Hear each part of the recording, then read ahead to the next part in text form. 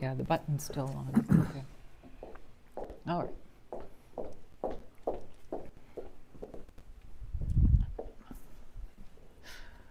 Yeah, just let me know. Okay. Good evening and welcome to our meeting tonight. Tonight we're going to be talking about mule pack trips and things coming up the first part of next year. So I would like to welcome John Kaiser to come to the podium. He is our chair for the mule pack section. So he will be discussing what a mule pack is and information you need to know if you're interested in signing up or participating in a mule pack. Later on, I'll be showing you some slides of several mule pack trips in a couple previous years so you can get an experience of remotely of what you can expect to see on your mule pack trip. So I'll go ahead and turn the meeting over to John.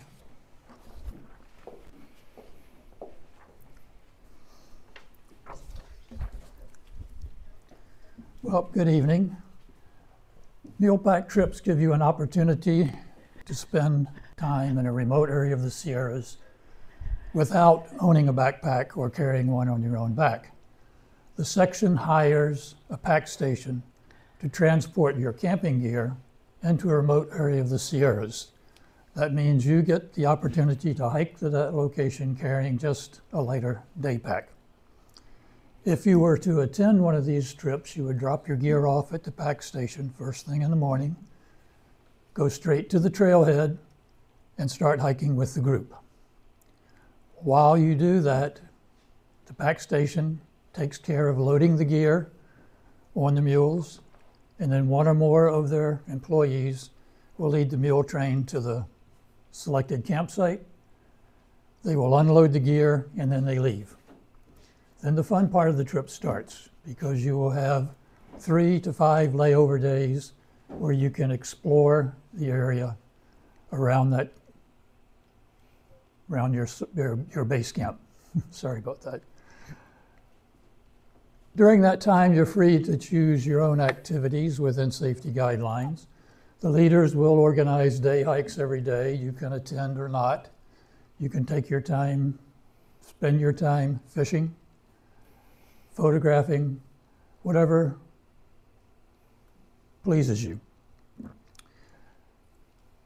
These are not full service trips. Everyone does bring their own food and their own camping gear. But around the late in the afternoon, there is typically a happy hour that takes place, which some people think is the highlight of the trip. The section supplies the wine. Everybody brings something to put out on a table to share, sort of hors d'oeuvre type items. Now, they're not planned to be a dinner, but many people have used that as their dinner meal. You would bring your own breakfast and lunch on these trips. Some leaders will supplement the happy hour food with a pot of soup or even have a planned meal. One of the popular ones is to have a quesadilla night where the section provides the tortillas and shredded cheese, and everybody brings something to add there. At the end of the trip, the packers come back, collect the gear, and haul it out to the trailhead. Now, I said you don't need to have a backpack, but if you were to go on one, all of your gear goes in duffel bags, looking like this. They should not be much longer than this because they have trouble getting them on the mules, if they do.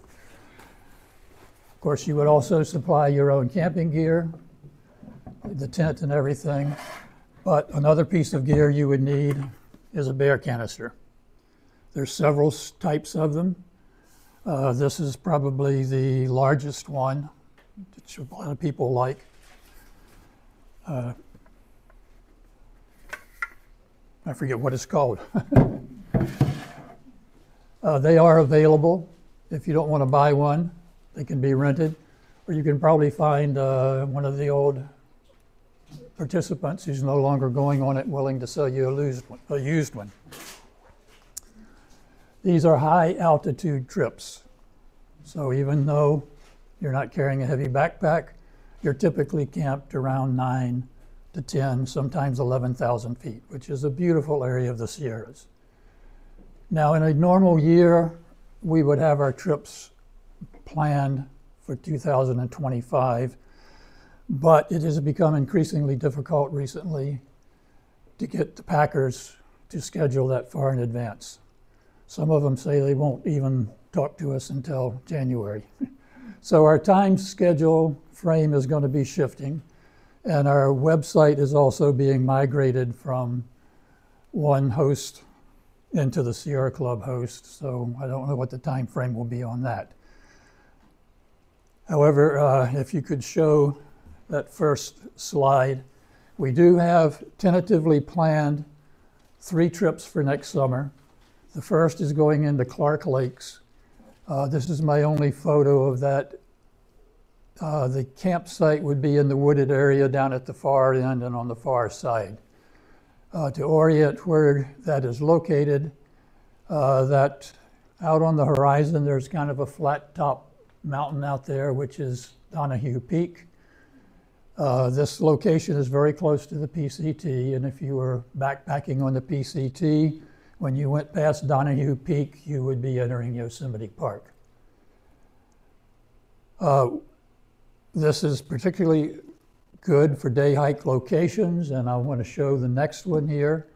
One of the popular day hikes from there is going to Thousand Island Lakes, and that is kind of one of the iconic views in the Sierras.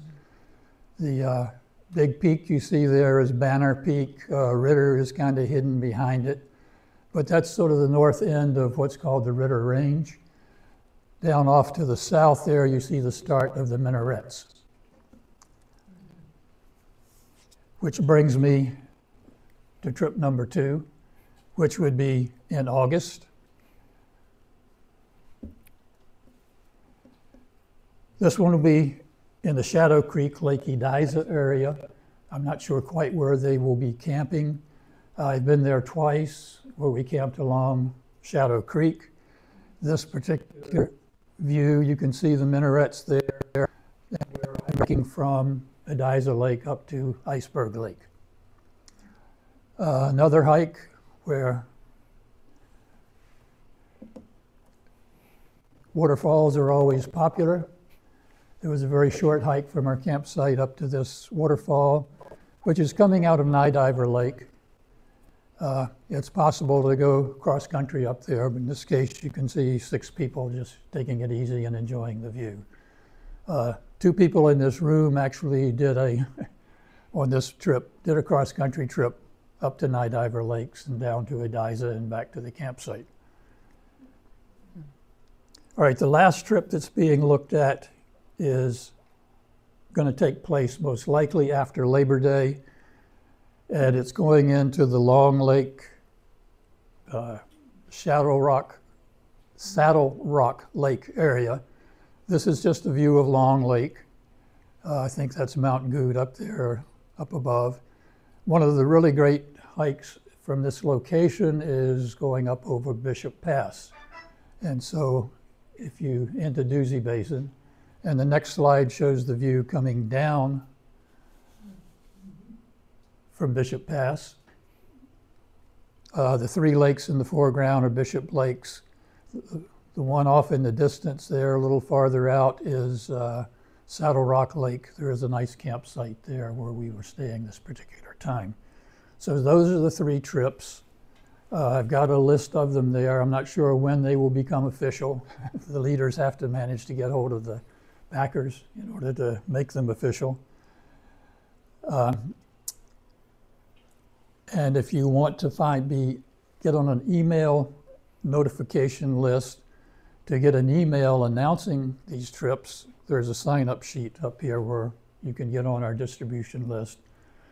You do not get spammed with that. I probably send out a maximum of 4 per year on that. So I think that was all I wanted to say about how the trips are run.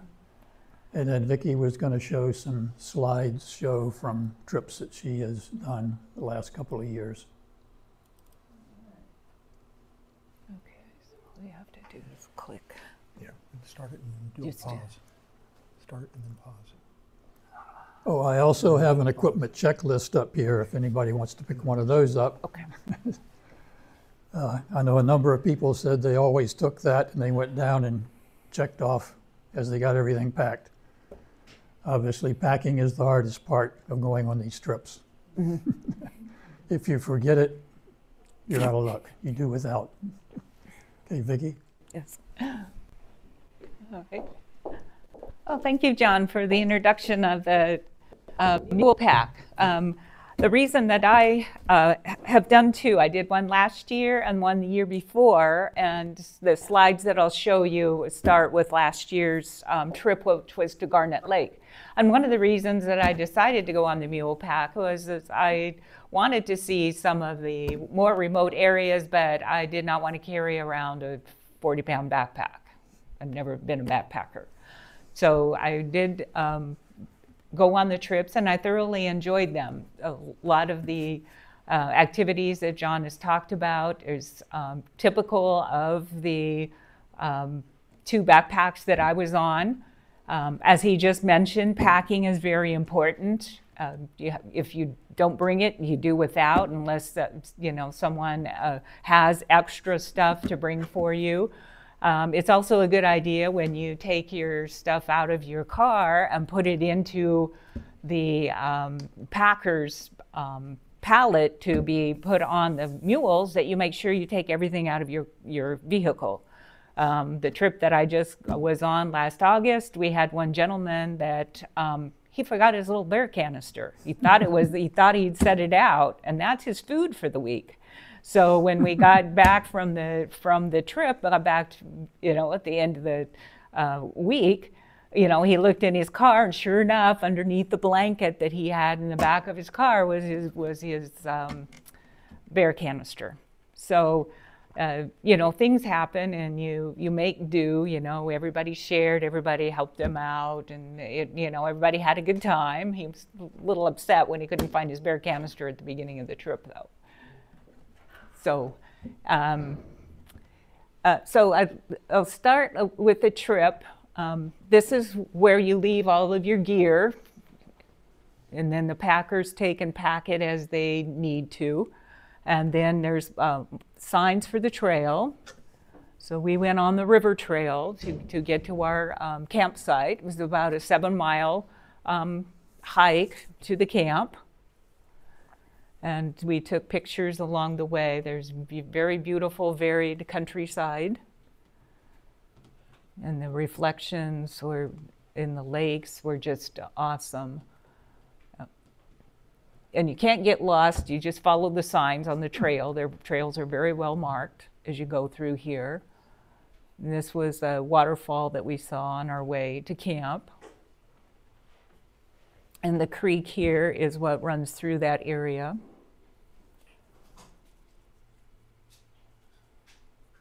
And beautiful flowers. This is fireweed. And this is one of the areas where we had to scramble through some rocks. And this is our first view of Garnet Lake. And that's a bridge we had to cross to go over the edge of the lake to get around to our campsite. And the skies are beautiful. It's a night picture.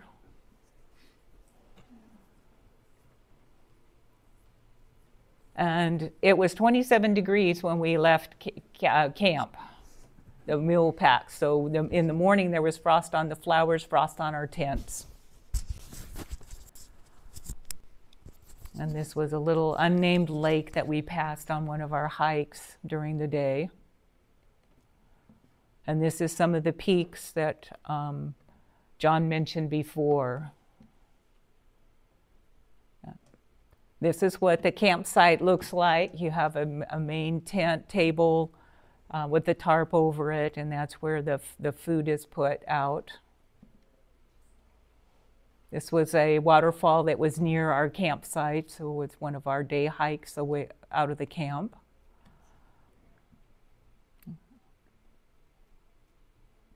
And then we were near the Devil's Post Pile, so that's the rocks look that way. This is Ruby Lake. We went on a hike out to Thousand Island, and we passed Emerald Lake. And this is Thousand Island Lake, a different view than what John had shown.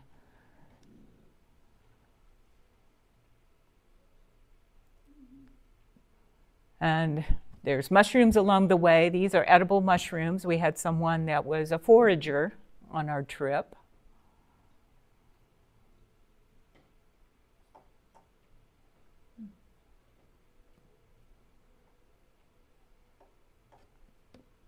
And lots of different types of flowers.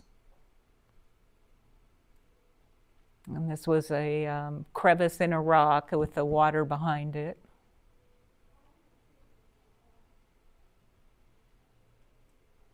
And this is marks on a tree from a bear. We didn't actually see a bear, but the markings were there. And this is tansy weed. And we had some gentlemen that went fishing, so we had fish dinner one night. They caught a whole bunch of trout in the lake. And this is a picture of the lake trout came from. This is still Garnet Lake.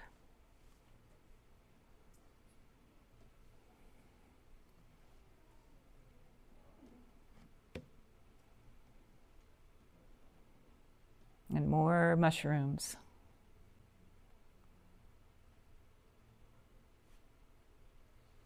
And this is looking towards the trail.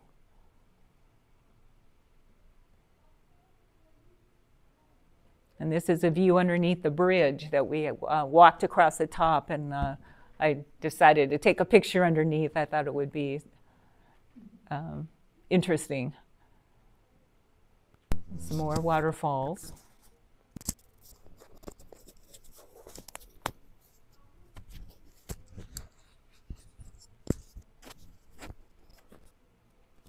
And this is a type of thistle.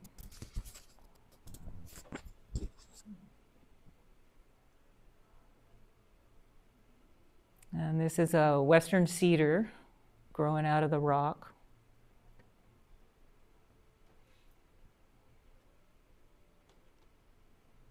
And then at the end of the trip, the mules come back and unload all your belongings. This is the start of the second trip that I went on, which is, this is a lodge pine. It only grows like at 10,000 feet or higher.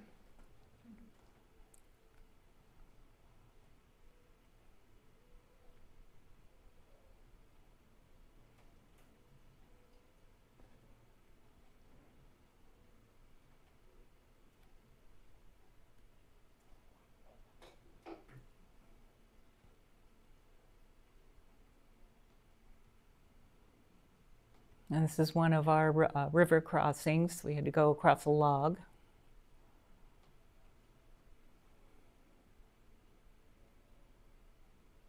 And this is passing the mule pack on the trail.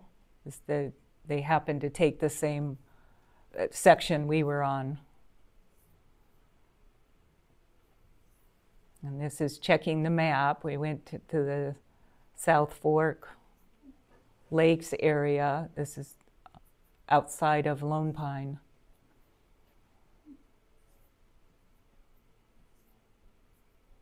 And this is a field of monkey flowers. They only grow a few inches because of the high area. And our trip a year ago was the first one because of the snow, amount of snow. And this is a view out of my tent. And this is the lake that we camp by. And this is sunset. And in the morning, I'm getting my cup of coffee at our camp kitchen area. And this is sunrise. And this is Mount Langley. We had 2 individuals from our trip that hiked to Mount Langley one day. Took them 14 hours round trip. So as John's mentioned, you know, you can do what you want, you know, short hikes, long hikes. This is some of the wildlife. Got a marmot. They're just hanging around there. This is a Sargent's catchfly. And this is the Cirque Lake with Mount Langley in the background. And this is one of the areas we walk by, hiking. We went up to a trail to get to the top of Army Pass, and this is some of the things that we saw on that switchback trail. Interesting rocks. And this is the top of New Army Pass.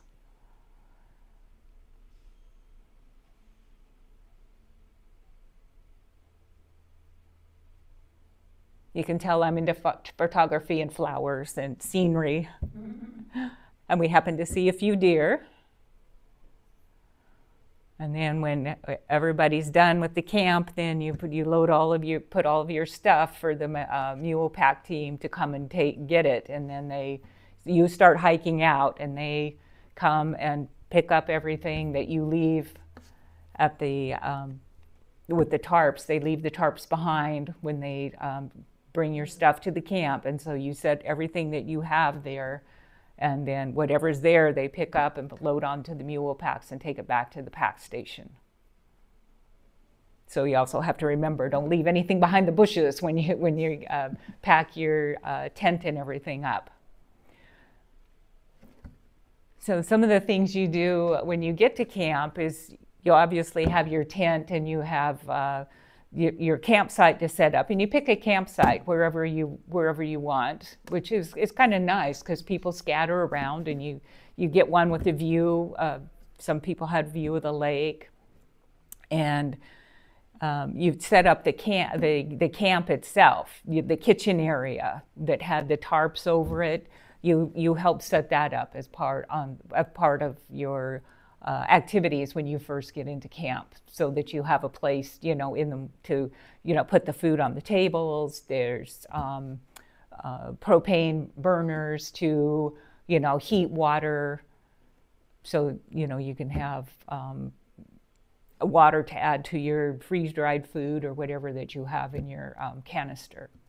And then during the day, you decide what you want to do. There's a sign-up sheet that's on the table in the main kitchen camp area. So you sign in, you sign out. So if you're going to go hiking, you put down, I'm hiking to like say from Garnet Lake, we hiked out 2000 Island. So you would put down on this sheet of paper, that you're going with so-and-so, and that you're leaving at, 9:30 in the morning, and you're going out to Thousand Lakes, and that you anticipate to be back by 3 o'clock. So the leaders always know where people are signed out to. If you want to hang out in camp, you can do that too. The Garnet Lake one, the gentleman went out fishing twice. There was three gentlemen that fished twice, and they were nice enough to share their bounty with the rest of us for dinner. So they're very fun. You hike in, you do what you want while you're there, and you hike back out. And I really enjoyed them. So if you're ever thinking of, seeing the great outdoors and seeing something that you don't see, around here, check out the Mule Pack. They're very fun, very enjoyable, and you do what you want. The duffel bags, is your canister within the duffel bag, or is it a separate item? That depends on the packer. The pack, when we went to Garnet Lake, we for the most part had them separately, and you see on the top here, there's 3 bare canisters on top of this. And this was their second trip. This was a trip that we went to that was a year ago, August, and it was out of Lone Pine to the Cottonwood Lakes. So that particular packer, most of us put our bear canister in our duffel bag because that's kind of what they want, what that packer wanted. But the packer for the Garnet Lake, we just put them out, and they have a big burlap sack that will fit. They had like six bear canisters in this pack. Three in a, two rows of three each, and they put that on the mule to take to the site. So that kind of depends on the packer, what they do. You do need a chair when you go on the mule pack, and they do ask you to make it a folding chair, a collapsible chair. They don't want one that, has the little handles on it and you carry on your back, like you do to sporting events and stuff. They want it a collapsible one that kind of, looks like your little 4 posts in a bag. So they want a collapsible one. Yeah. She said you need one. Some people have come without them. Yeah. We do allow you to bring a foldable chair. Yeah, the rocks get hard. There is a weight limit, typically around 50 pounds. Some leaders will allow it to go to 55. That will be in the trip description. Yeah.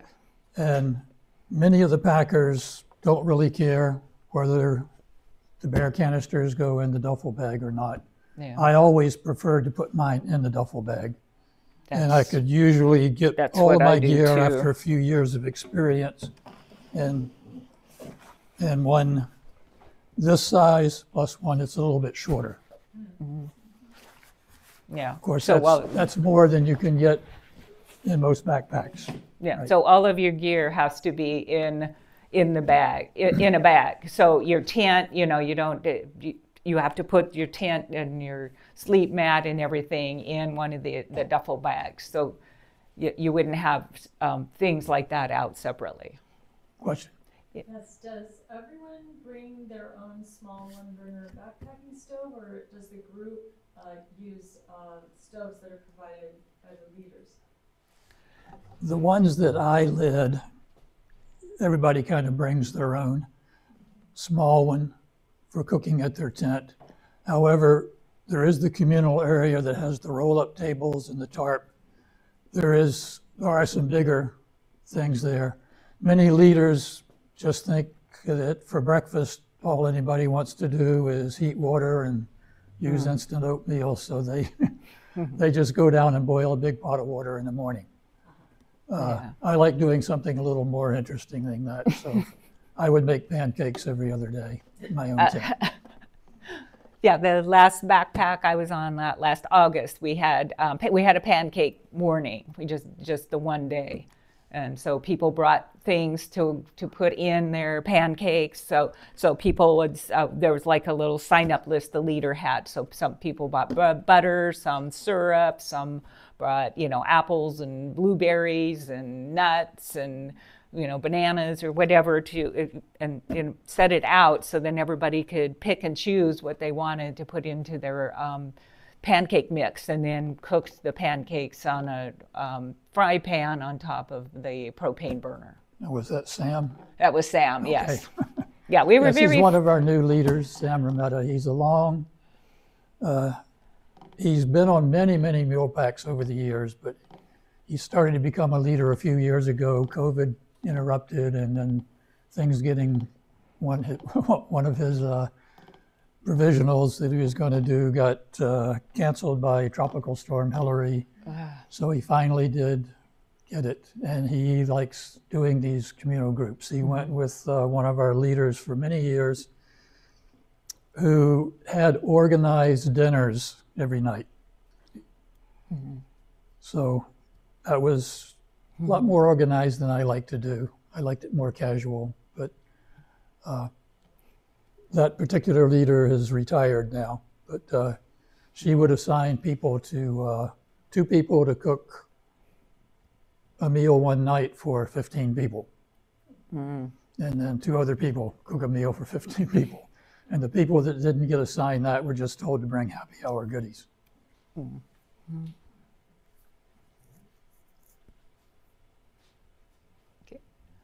I had another question. It was, I'm not seeing any other people in these slides. It seems very solitary. Is this a permitted campsite? Do you have to get a permit to be in this area, or are you seeing a lot of other people during the time up in the High Sierra there? Generally, you do, yes. Of course, groups are limited to no more than 15 people in a wilderness area. And to try to keep the costs down, we try to go with a maximum of 15. Depends on where you're going. Big Pine Lakes, one of the popular sites is at an overlook on Fourth Lake, where there used to be a backcountry lodge. You can still see the foundations. It got torn down, but that has trails coming through with people going to various locations. So you do have people kind of coming through the campsite on that one. But if you're out on the trail, you're going to see people. The one that Vicky's talking about, 2 years ago, we had 5 trips planned.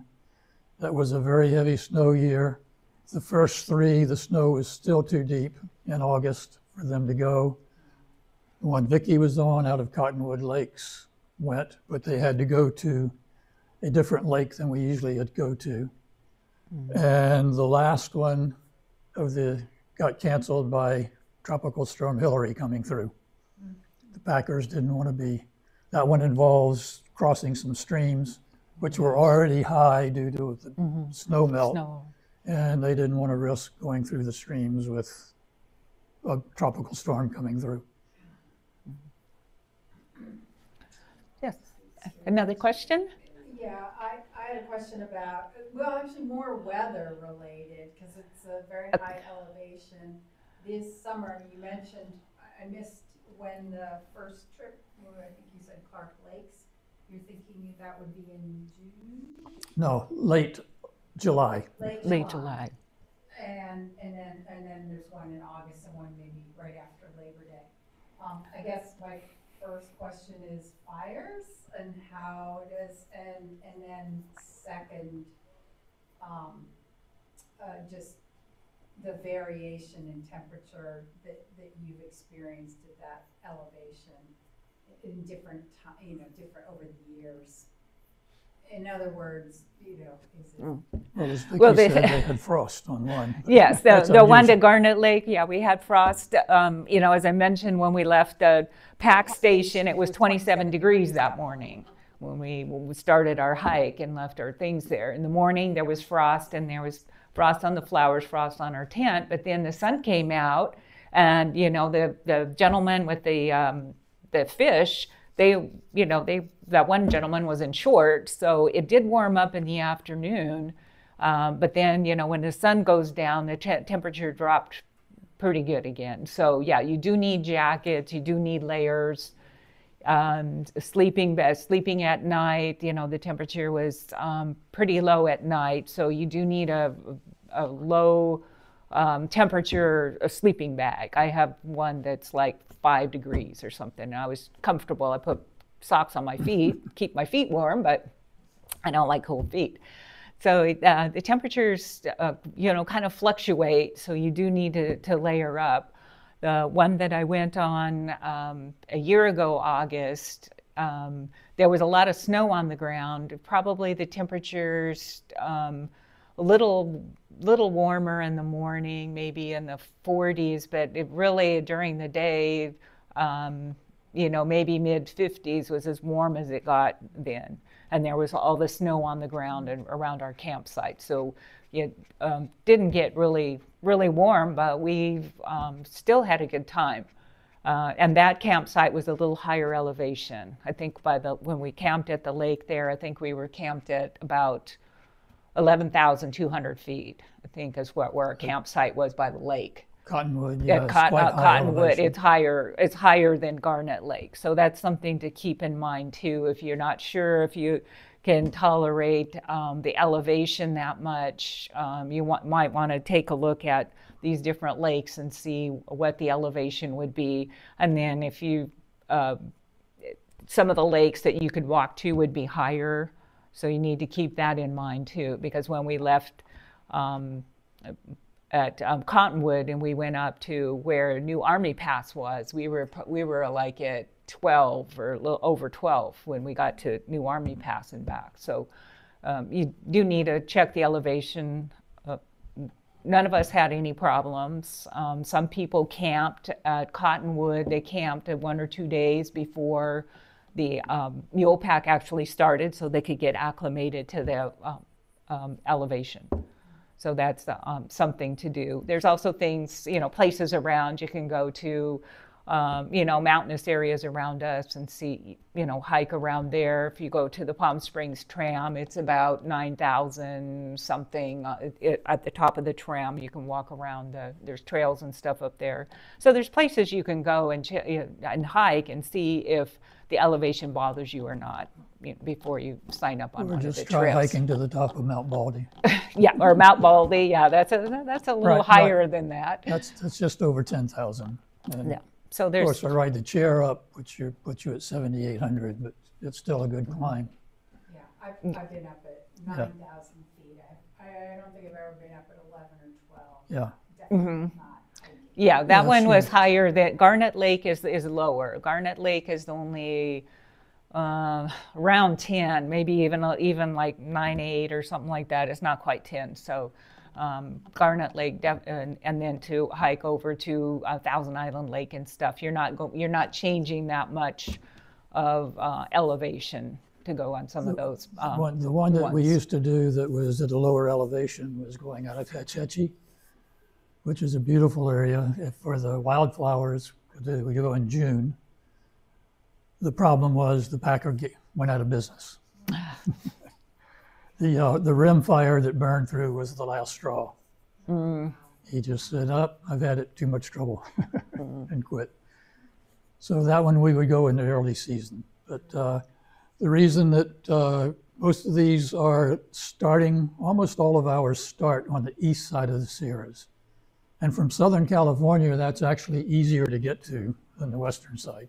And you drive up, your trailhead's usually pretty high, so you get up into this alpine area very quickly, where you're up near the tree line and you've got lots of meadows and lakes, streams and peaks all around. The Mount Langley that she mentioned is just over 14. So camping at Cottonwood Lakes for a few days at over 11,000 to acclimate is a good thing to do. I managed to make it up twice. But it was a slog. We were closer than the one that Vicki was at. She said because of all the snow, they couldn't get into one of the other. They didn't want to take the mules into one of the closer lakes. Yeah, we did have at Garnet. We didn't have any. We didn't have any rain when we were at Garnet Lake, which was nice. The year before at Cottonwood, we did have like a summer thunder shower thing come through. We heard a little bit of thunder, not very much, but there was some wind and some rain. So the tarp for our kitchen area, the wind blew it down. So we had to put that back up after the rain stopped. So, the ones of us that were around camp, we all dumped in our tent, and hung out in our tent to stay dry because there wasn't a tarped area to sit under. So you do come prepared, the equipment checklist. You come with rain gear, something warm. Vicki mentioned layering, that's the important thing. You might start out with a number of layers in the morning and you peel them as the temperature warms up. And put them back on at night when you're sitting there with after dinner and your happy hour and, you know, the sun's going down, yeah, you start cooling down. So then you grab your jacket, put your jacket back on again. And Now, in terms of the rain, yeah, you do have to be prepared. I was only on one where I think it rained every afternoon. We got out in the morning and hiked, and when the rain started coming, we headed back to camp. We did run out of wine early that one. Happy hour started very early in the afternoon. Yeah, most of the time we started at like between 4 and 5 or something for happy hour. And then you have your dinner and sit and talk, you know, well, what'd you see today? Where'd you hike to? You know, you start talking to people about what they're doing. Another question sometimes people have about the mule packs is about insects, mosquitoes. Are you going to, you know, get eaten by mosquitoes? We only saw a few at Garnet Lake. You know, nobody got really bit or anything like that. You know, just an occasional one. And then we saw a few more when the year before at Cottonwood in the evening, you know, when you're sitting there with, you know, finishing your little happy hour, there was sometimes a few mosquitoes that came around. So people did have, there's some gloves that you can get, nitrile gloves that will, the mosquitoes can't penetrate that. So there was a couple people that brought those. Fleece also works very well. Yeah, they can't bite through that, or if you have a few layers. It comes as a surprise to a lot of people, but when the snows melt, the mosquitoes hatch out. Mm-hmm. Yeah. I went on my first mule pack in 1997, and I assured my wife we did not need a mosquito net head. But we were warned we needed to get it, so I did buy 2, and thankfully that was the case. It had been a heavy snow year, and we went in like the first week of August. So they were pretty bad, but I still loved it. I went back the next year with the same 2 leaders, and that was the year after the El Nino winter. They had scheduled the trip the 3rd week of August because they were expecting heavy snow. It started on a Sunday. On Saturday, the packers sent up some people to finish shoveling the snow so they could get over Duck Pass to get to our location. So the snow was melting and the mosquitoes got worse as the week went on. I still loved it. So my last one was 2 years ago. And in that period, over about 25 years, I went on 39 mule packs. And 27 of those I was a leader. And one summer I led 3. So the most difficult part of leading 3 was just packing between the 2 trips. Once you get on the trip, it's great, even with the mosquitoes, in my opinion. Yeah, I agree. Well, yeah, once you get on the trip, it's really great. You have a good time. Any other questions? All right. I say I do have the equipment checklist, and if you want to get on the email distribution list so you can find out when these trips actually get finalized and what they're going to be, just sign up. I mean, we do have a couple of announcements. You can just take that. We have, as far as other trips and outings that we have that are coming up, I just need to mention a few of those for you to think about. You know, definitely think about the mule packs. Those aren't until July and August. So in the meantime, we have some other events coming up, and our winter events are going to be mammoth trips. I went on one year to Mammoth, my first Mammoth trip, and so we did cross country skiing one day, some snowshoeing another day. So trips coming in January. It's a Friday to Sunday.